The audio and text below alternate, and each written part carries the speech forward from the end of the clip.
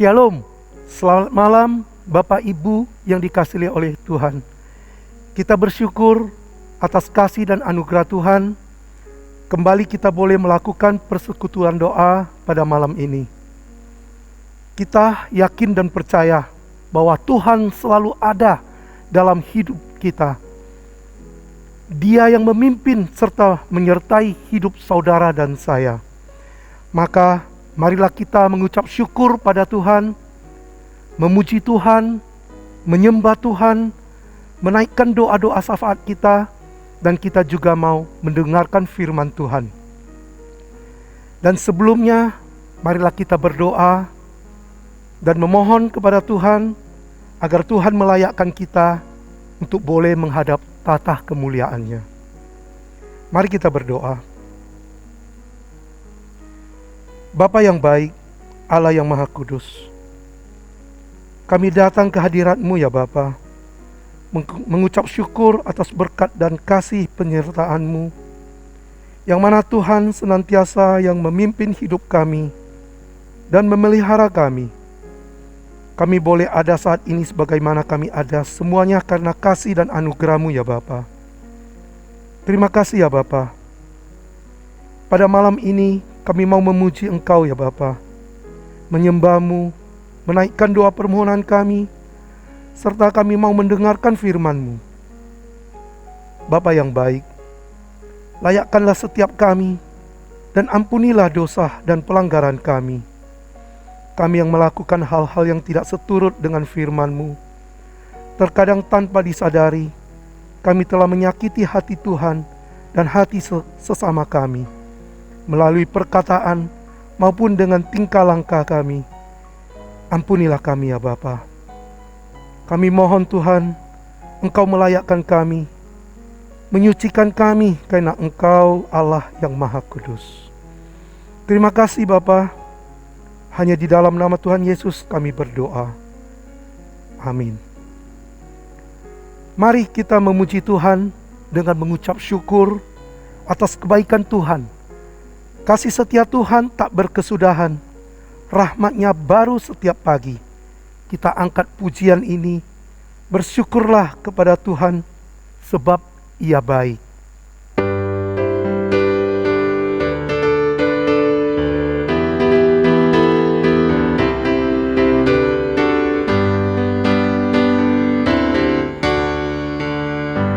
Haleluya, ku memuji-Mu Tuhan, karena kasih-Mu tak berkesudahan. Biarlah bernafas memuji Sang Raja, di atas gunung dan di dalam samudra. Tanganku ku angkat padamu, mensyukuri rahmat yang Kau beri. Kakiku melompat bagimu, sebab rahmat-Mu baru setiap pagi.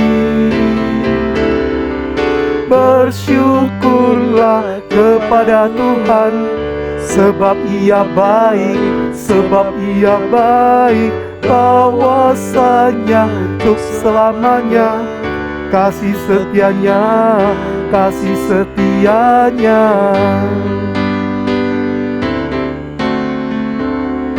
Haleluya, ku memuji-Mu Tuhan, karena kasih-Mu tak berkesudahan. Biar yang bernafas memuji Sang Raja, di atas gunung dan di dalam samudra. Tanganku ku angkat bagimu, mensyukuri rahmat yang Kau beri. Kakiku melompat bagimu, sebab rahmat-Mu baru setiap pagi. Bersyukurlah kepada Tuhan, sebab Ia baik, sebab Ia baik. Bahwasanya untuk selamanya, kasih setianya, kasih setianya. Bersyukurlah kepada Tuhan, sebab Ia baik, sebab Ia baik. Bahwasanya untuk selamanya, kasih setianya, kasih setianya.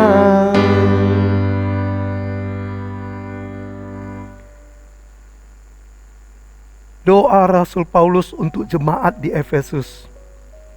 Efesus pasal 3 ayat 14 sampai dengan 21. Demikianlah bunyi firman Tuhan. Itulah sebabnya aku sujud kepada Bapa, yang daripadanya semua turunan yang di dalam sorga dan di atas bumi menerima namanya. Aku berdoa supaya Ia menurut kekayaan kemuliaannya menguatkan dan meneguhkan kamu oleh Roh-Nya di dalam batinmu, sehingga oleh imanmu Kristus diam di dalam hatimu dan kamu berakar serta berdasar di dalam kasih.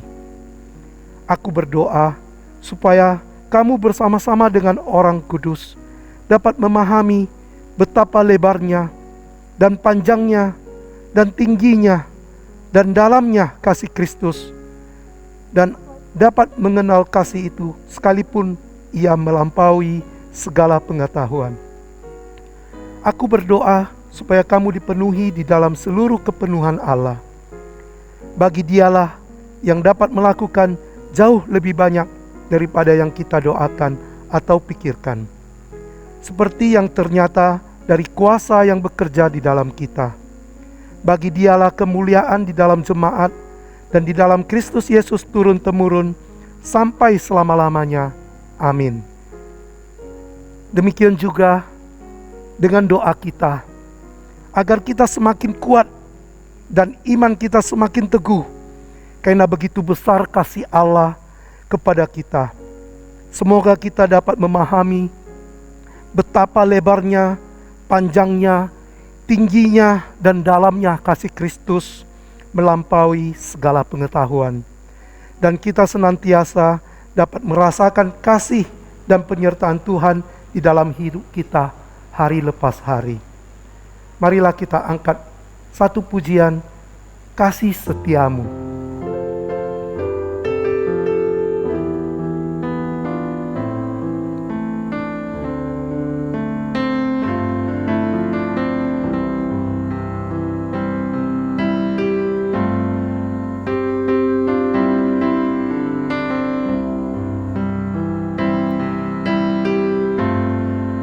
Kasih setiamu yang kurasakan lebih tinggi dari langit biru. Kebaikanmu yang telah kau nyatakan lebih dalam dari lautan. Berkat-Mu yang telah ku terima sempat membuatku terpesona. Apa yang tak pernah ku pikirkan, itu yang Kau sediakan bagiku. Siapakah aku ini Tuhan? Jadi biji mata-Mu. Dengan apakah ku balas Tuhan, selain puji dan sembah Kau? Setiamu yang kurasakan lebih tinggi dari langit biru. Kebaikan-Mu yang telah Kau nyatakan lebih dalam dari lautan. Berkat-Mu yang telah ku terima sempat membuatku terpesona. Apa yang tak pernah ku pikirkan, itu yang Kau sediakan bagiku. Siapakah aku ini Tuhan, jadi biji mata-Mu. Dengan apakah ku balas Tuhan, selain puji dan sembah Kau.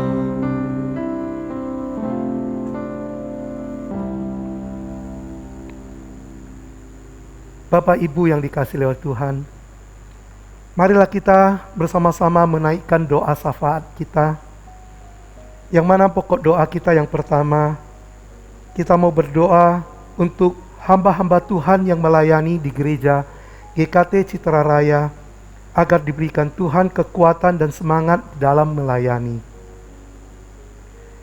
Yang kedua, kita berdoa untuk majelis di gereja ini, kesehatan, keluarga, pekerjaan, dan pergumulan mereka. Yang ketiga, berdoa untuk guru-guru sekolah minggu, agar diberikan Tuhan kesabaran di dalam membimbing anak-anak sekolah minggu. Yang keempat, berdoa untuk jemaat Tuhan, agar Tuhan meneguhkan iman mereka, dan semakin hari mereka boleh semakin bertumbuh. Karena pada saat pandemi COVID-19 ini, begitu banyak kesusahan yang terjadi. Biarlah sungguh jemaat Tuhan mau berserah dan mengandalkan Tuhan. Yang kelima, kita berdoa untuk pemerintahan pusat sampai ke daerah-daerah. Yang keenam, kita berdoa untuk tim medis yang menangani kasus COVID-19. Marilah kita berdoa. Bapa di dalam surga, kami menyerahkan hamba-hamba-Mu yang melayani di gereja GKT Citra Raya ini. Kami berdoa untuk Pak Pendeta Emil dan keluarganya. Kami juga berdoa untuk Pendeta Edi Untoro dan keluarganya. Berdoa juga untuk Pak Satrio dan keluarganya. Berdoa untuk Lause Jessica dan Lause Antonius. Tuhan, berkatilah kesehatan mereka dan pelayanan mereka di gereja GKT Citra Raya ini.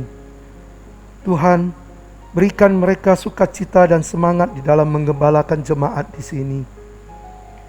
Dengan rendah hati, mereka mengajar, membimbing, dan memberi nasihat kepada jemaat, agar jemaat di sini semakin mengenal Tuhan dan semakin memahami firman Tuhan, dan iman jemaat-Mu semakin bertumbuh. Tuhan, pakailah hamba-hamba-Mu ini lebih heran lagi dalam pelayanan, menjangkau jiwa-jiwa yang belum mengenal Engkau ya Tuhan. Terima kasih ya Tuhan, kami mau menyerahkan hamba-hamba Tuhan ini ke dalam tangan-Mu, hanya di dalam nama Yesus. Amin. Kita berdoa untuk para majelis. Bapa yang baik, kami berdoa untuk para majelis di gereja ini. Tuhan, berkatilah kesehatan para majelis dan juga rumah tangga mereka, keluarga mereka, usaha pekerjaan mereka, dalam pelayanan mereka di gereja ini. Tuhan berkati. Tuhan berikan kepada mereka kesehatan di dalam pelayanan, saling mendukung, saling mendoakan untuk pekerjaan Tuhan di tempat ini. Tuhan juga menolong setiap pergumulan mereka. Mungkin mereka bergumul dalam pekerjaannya. Tuhan tolong berikan kekuatan dan hikmat dan jalan keluar. Kami serahkan para majelis ke dalam tangan-Mu ya Tuhan. Terima kasih ya Tuhan, dalam nama Yesus. Amin. Kita juga berdoa untuk guru-guru sekolah minggu. Tuhan, berkatilah guru-guru sekolah minggu, berkatilah kesehatan mereka, pelayanan mereka. Tuhan, berikan kekuatan, hikmat, dan kesabaran kepada mereka dalam membimbing, mengajar, dan memperhatikan anak-anak sekolah minggu untuk dapat mengenal Tuhan dan takut akan Tuhan. Terima kasih ya Tuhan, kami serahkan guru-guru sekolah minggu ke dalam tangan-Mu ya Tuhan. Di dalam nama Yesus, amin. Kita juga mau berdoa untuk jemaat Tuhan di GKT Citra Raya ini. Bapa di dalam surga, kami mau menyerahkan jemaat Tuhan di GKT Citra Raya ini ke dalam tangan-Mu ya Bapa. Agar iman jemaat Tuhan di tempat ini semakin bertumbuh dan semakin berharap dan bersandar kepada Tuhan. Walaupun dalam keadaan senang maupun dalam keadaan susah, mereka mau mencari Tuhan. Kiranya Tuhan memberkati mereka, menguatkan mereka, meneguhkan mereka, memulihkan dan menyembuhkan mereka. Tuhan buka jalan bagi setiap pergumulan mereka. Jemaat yang lemah tubuh, Tuhan lawat mereka, dan Tuhan yang memberikan kesembuhan. Mereka yang kehilangan pekerjaan atau yang sedang mencari pekerjaan, Tuhan tolong, Tuhan buka jalan. Tuhan jugalah yang akan mencukupkan segala kebutuhan mereka. Sungguh mereka boleh merasakan kasih dan penyertaan Tuhan dan campur tangan Tuhan dalam setiap persoalan mereka. Dan mereka boleh melihat mukjizat Tuhan yang nyata dalam kehidupan mereka. Terima kasih ya Tuhan, kami serahkan jemaat GKT Citra Raya ini ke dalam tangan pengasihan-Mu ya Tuhan. Di dalam nama Tuhan Yesus kami berdoa. Amin.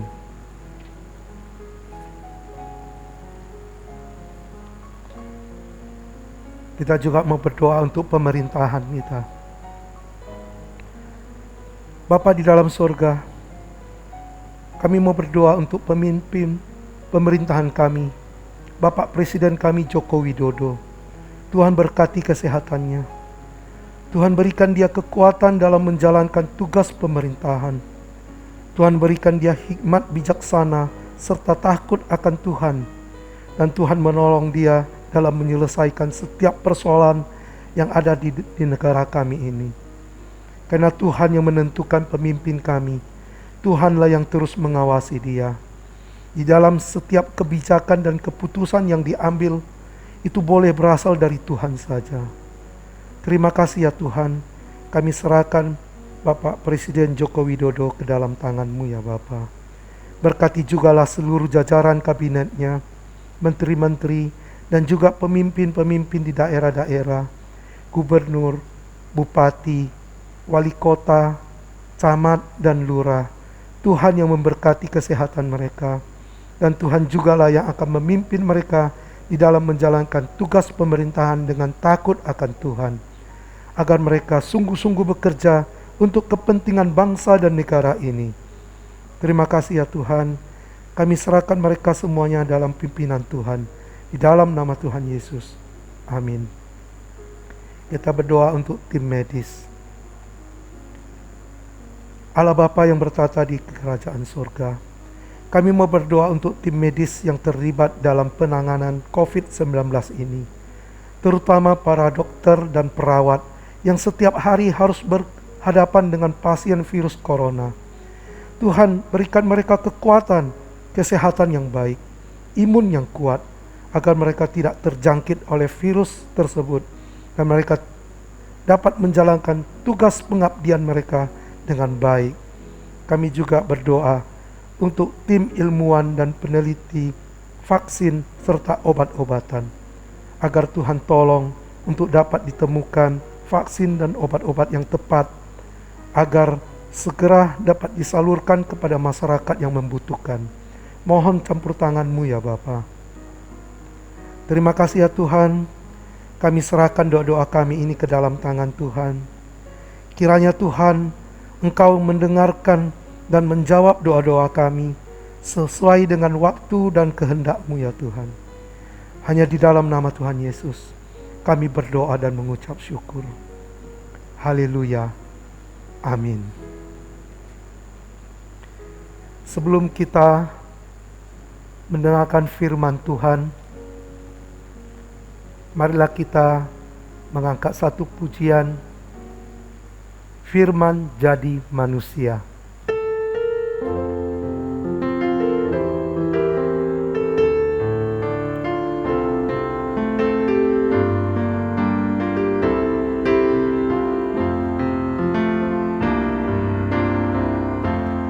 Firman jadi manusia, diam di antara kita. Ada hidup terang bagi manusia, Engkau datang bagi kepunyaanmu. Firman jadi manusia, diam di antara kita. Ada hidup terang bagi manusia, Engkau datang bagi kepunyaanmu. Yesus, Kaulah juru selamatku, ku akui Kau Tuhan bagiku. Kau terang bagi saat gelapku, Kau pintu bagi setiap jalan. Yesus, Kaulah juru selamatku, ku akui Kau Tuhan bagiku. Kau terang bagi saat gelapku, Kau pintu bagi setiap jalan. Kau pintu bagi setiap jalan.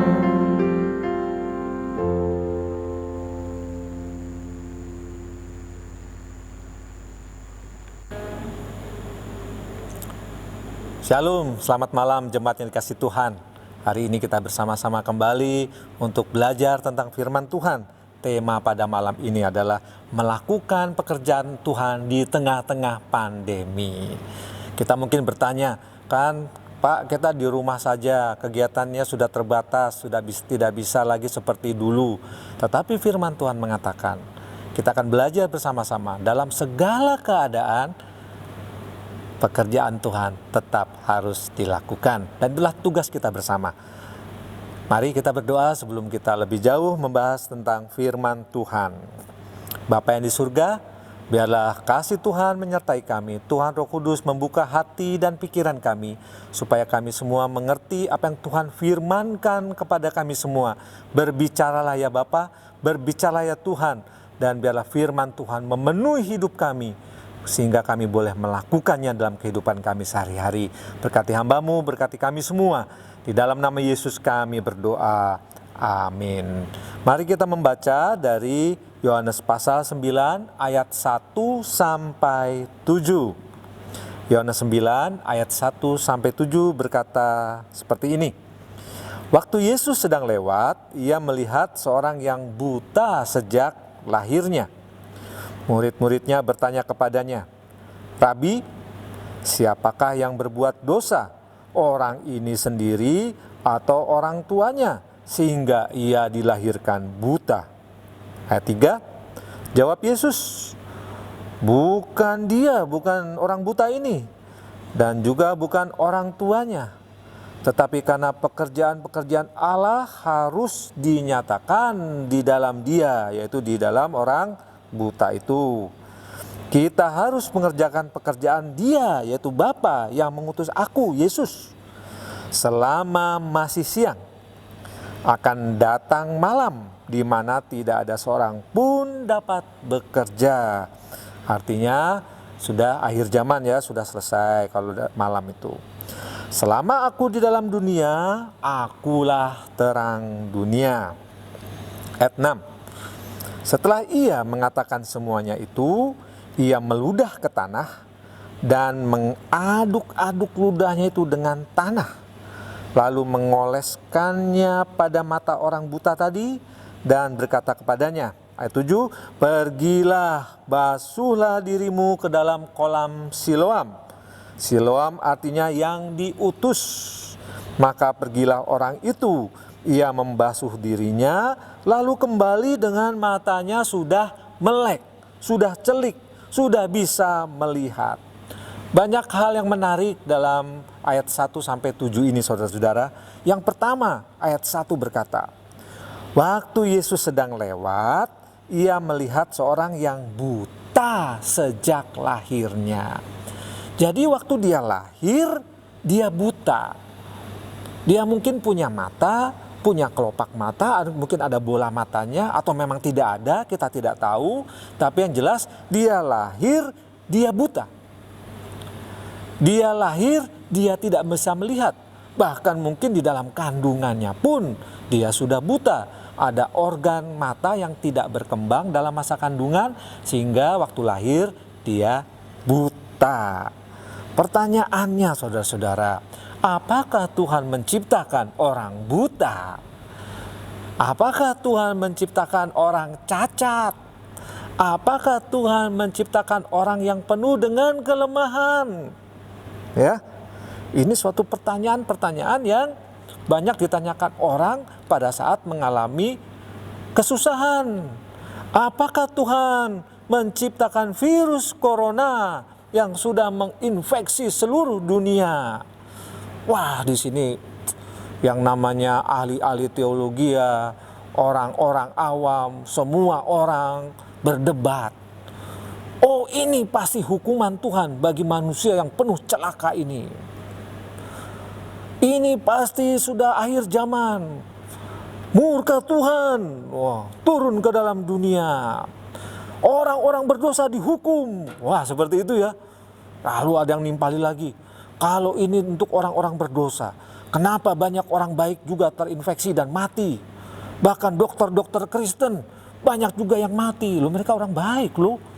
Bukan itu saja, banyak gereja tutup, banyak anggota gereja juga terinfeksi, ya, sehingga ada yang meninggal, gerejanya ditutup. Itu karena gerejanya sesat, Pak. Waduh, ya bisa aja alasannya macam-macam ya. Jadi ada yang pro, ada yang kontra. Ya, kalau Tuhan memang baik, kenapa harus menciptakan virus corona? Ada yang ngomong lagi, virus corona bukan diciptakan Tuhan, tapi diciptakan iblis. Waduh, saudara-saudara, secara teologis, ya ini secara teologis, yang bisa mencipta itu hanya Tuhan. Iblis tidak bisa mencipta.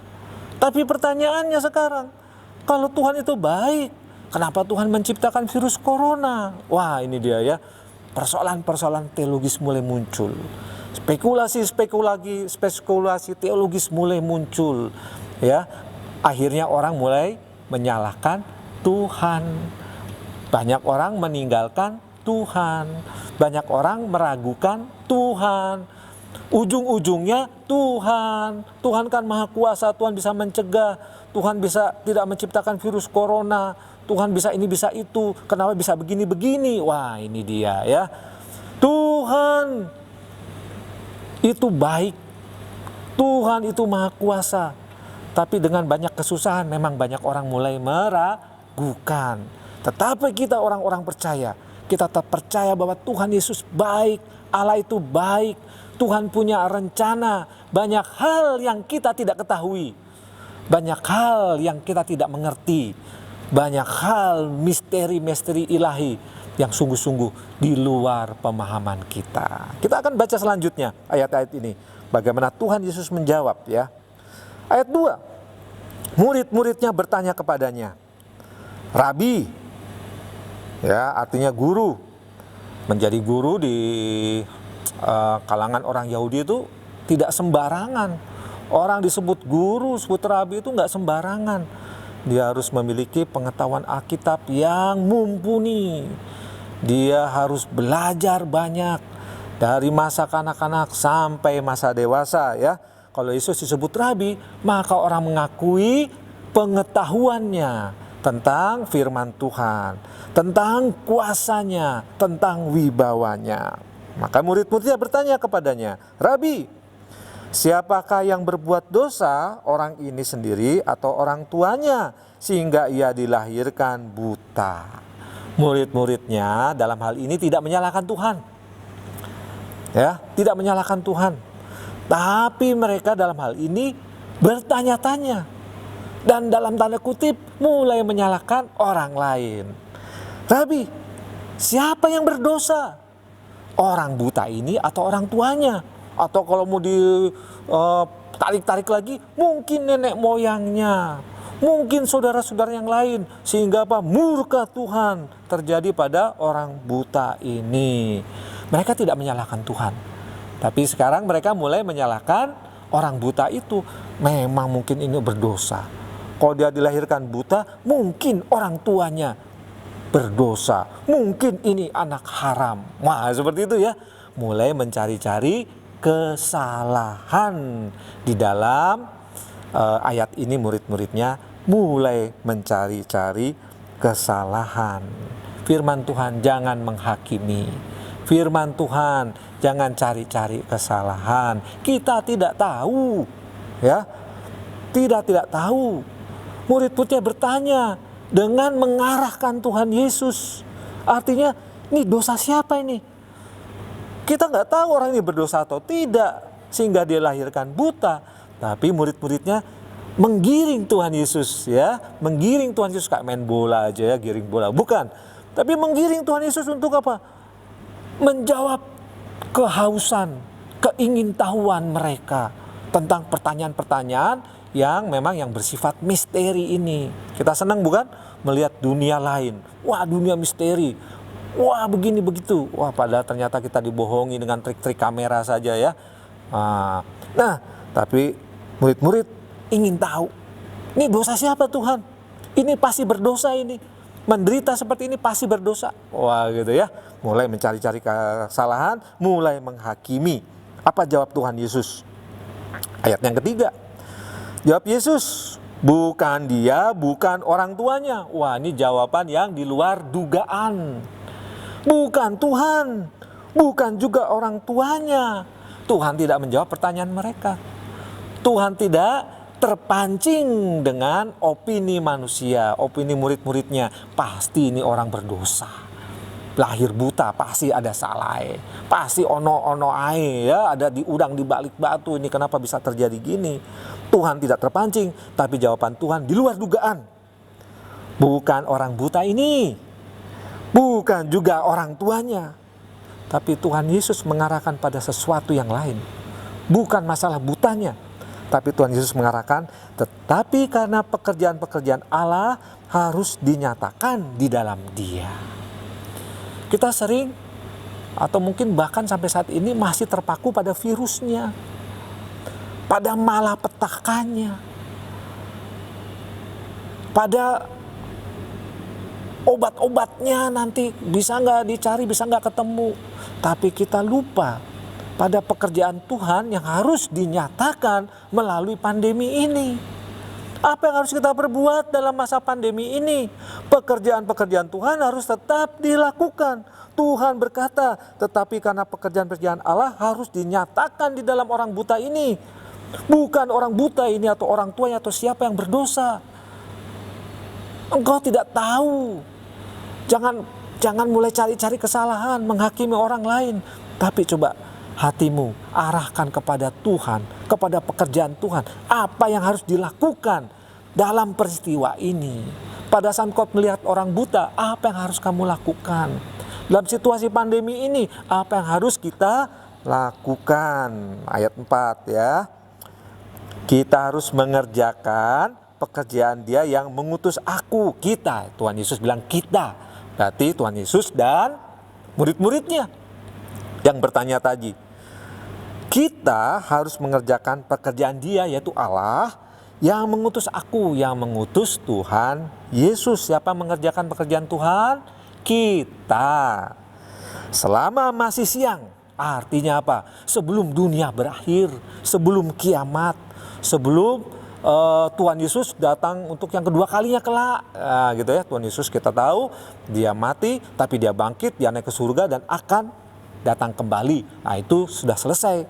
Selama masih siang, selama dunia belum berakhir, kita harus melakukan pekerjaan Allah yang mengutus Tuhan Yesus ke dunia.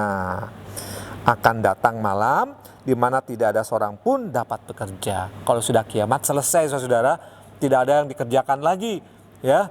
Itu kita akan bersekutu bersama Tuhan, orang-orang percaya.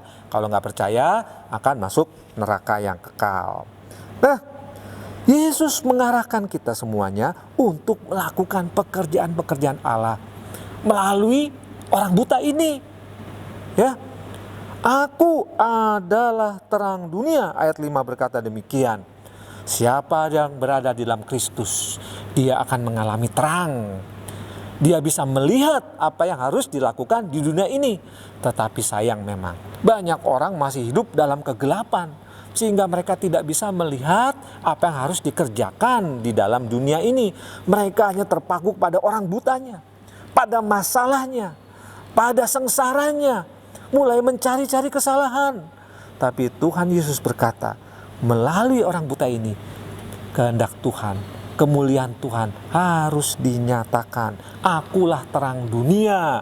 Siapa berada dalam Yesus, dia akan mendapatkan terang itu. Matanya celik, mata rohaninya celik, hati rohaninya celik, ya, sehingga dia bisa melihat apa yang harus dilakukan. Jadi ini kontradiksi. Orang buta ini tidak bisa melihat dunia, tidak bisa melihat orang, tidak bisa melihat siapa-siapa saja. Tetapi banyak orang yang melihat dunia ini, tetapi mata rohaninya buta, sehingga tidak bisa melihat apa yang harus dikerjakan dalam dunia ini, yaitu pekerjaan-pekerjaan Allah, ya.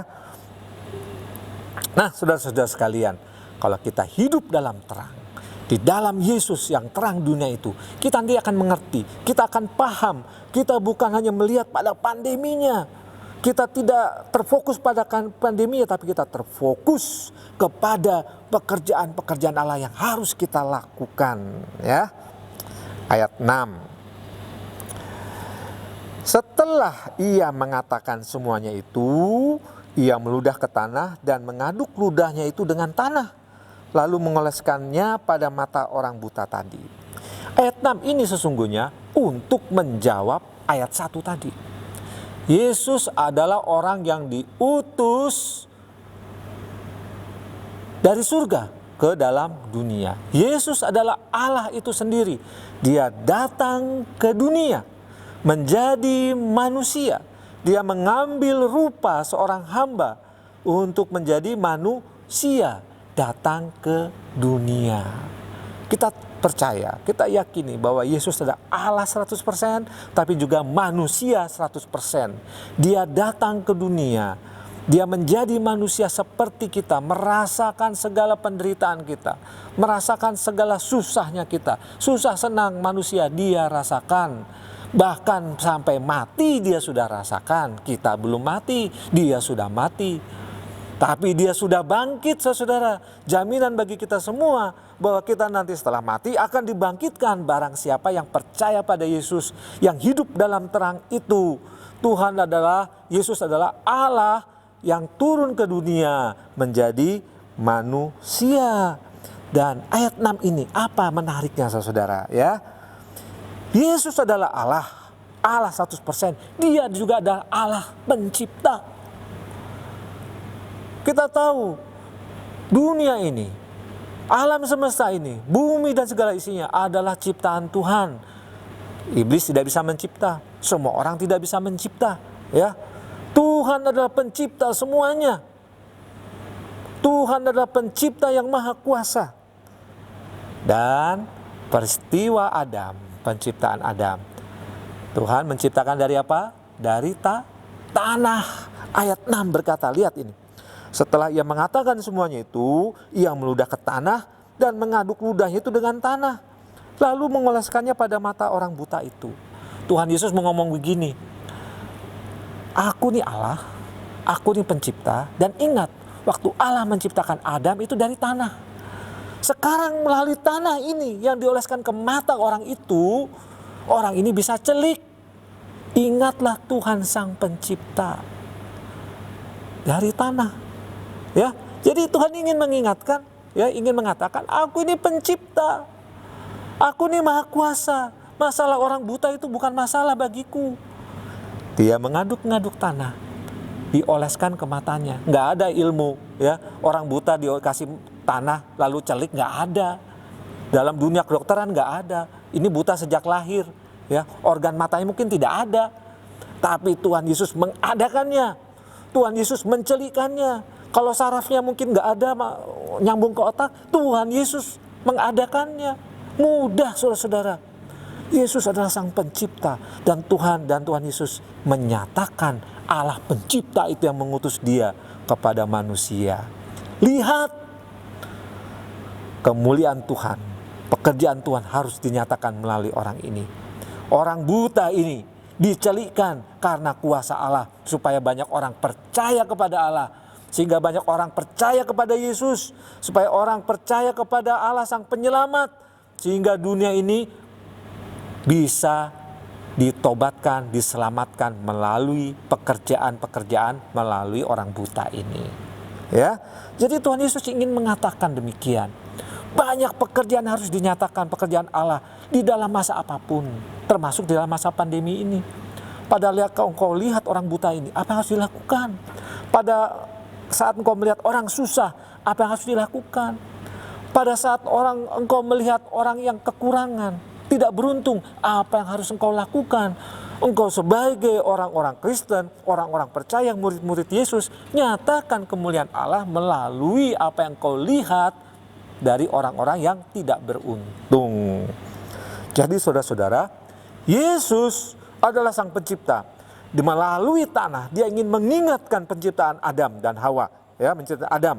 Kalau Hawa itu diambil dari tulang rusuk, ya. Hawa. Tapi Adam dari tanah, dihembuskan roh Allah.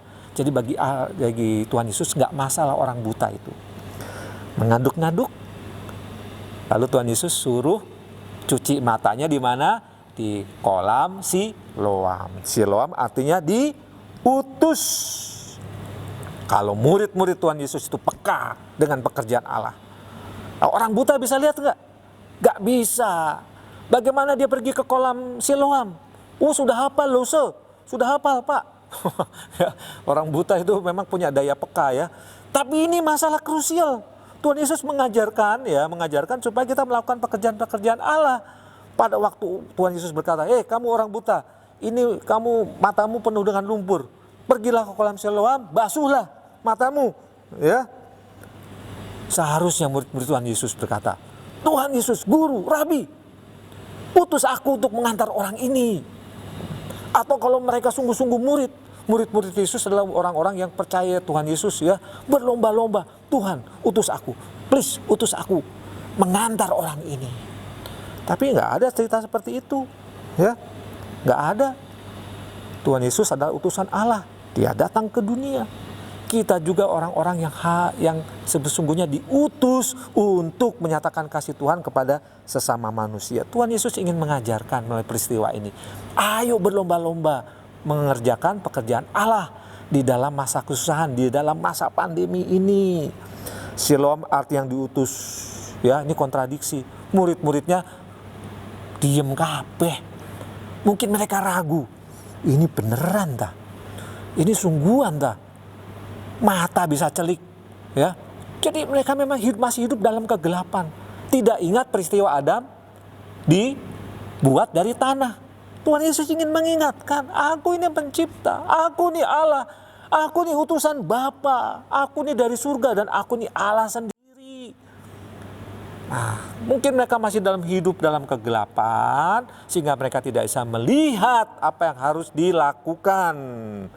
Ya, akhirnya diam saja, tidak ada cerita. Murid-muridnya berlomba-lomba untuk mengantarkan orang ini. Nggak ada, saudara. Ya. Dilanjutkan ayat 7. Maka pergilah orang itu, ia membasuh dirinya, lalu kembali matanya sudah melek. Sayang sekali, saudara. Jika ada orang atau siapapun atau murid-muridnya, ya Tuhan utus aku mengantarkan orang ini. Pada waktu orang ini diutus, pergi ke kolam Siloam, membasuh mukanya, lalu celik matanya. Bayangkan orang yang mengantar orang buta ini, dia melihat suatu mujizat luar biasa. Seumur hidupnya mungkin, ya, karena dia percaya pekerjaan Allah harus dinyatakan. Punya kerinduan untuk diutus untuk menyatakan kasih Tuhan. Tapi gak ada. Sehingga lewat begitu saja kesempatan ini. Saudara-saudara sekalian, jangan sampai kita melewatkan pekerjaan Allah. Di dalam masa pandemi ini kesempatan besar bagi kita untuk melihat pekerjaan-pekerjaan Allah dinyatakan kepada sesama manusia. Sehingga kita bisa melihat, wah, luar biasa Tuhan bekerja. Jangan seperti murid-murid Tuhan Yesus. Mereka tidak bisa melihat pekerjaan Allah yang luar biasa. Pada waktu mata orang buta itu dibasuh, celik. Mungkin dia lihat kiri kanan. Kok cuma aku sendiri ya? Tidak ada yang peduli sama aku ya? Ya dia nggak masalah. Yang penting dia sudah mengalami mujizat Tuhan. Dia kembali pada Tuhan Yesus. Ya, dia kembali kepada tetangga-tangganya. Dia menyatakan dengan penuh sukacita, aku sudah melek. Tetapi sayang, murid-murid Tuhan Yesus gigit jari, ya, gigit jari. Jangan sampai kita juga gigit jari. Di tengah pandemi ini kita tidak melakukan apa-apa, ya, merasa juga jadi korban. Padahal kita adalah murid-murid Tuhan. Pasti ada yang bisa kita lakukan. Pasti ada yang bisa kita kerjakan untuk memuliakan Allah. Karena Tuhan tidak mau kita diam saja. Kita adalah orang-orang yang diutus. Susah senang dalam masa apapun, kita adalah orang-orang yang diutus ke dunia ini untuk menyatakan kemuliaan Allah. Gunakan kesempatan ini untuk melayani sesama, untuk memuliakan Allah, untuk memuji namanya. Amin. Mari kita berdoa. Bapa yang di surga, terima kasih Tuhan, tolong kami supaya kami melakukan pekerjaan-pekerjaan Allah dalam masa pandemi ini. Kami fokus pada pekerjaan-pekerjaan Tuhan, bukan fokus pada virusnya, malah petakannya, tapi kami fokus pada Tuhan, pencipta langit dan bumi. Dan biarlah kami mengalami yang namanya kemuliaan Tuhan pada orang-orang yang dinyatakan kepada orang-orang di sekitar kami. Melalui gereja Tuhan, biarlah masa pandemi ini pekerjaan Tuhan dinyatakan. Terima kasih Tuhan, terima kasih. Tolong kami dalam kehidupan kami sehari-hari. Berkati umat-Mu ini, biarlah berkat Tuhan melimpah, tercurah, dan selalu beserta. Terima kasih Tuhan, terima kasih. Kami terus berdoa untuk bangsa dan negara ini, Tuhan menolong supaya terjadi suatu kegerakan rohani khususnya di dalam orang Kristen untuk tetap bersandar dan berharap pada Tuhan, khususnya GKT Citaraya. Tuhan juga menolong para umat-Mu ini. Dan terimalah berkat Tuhan.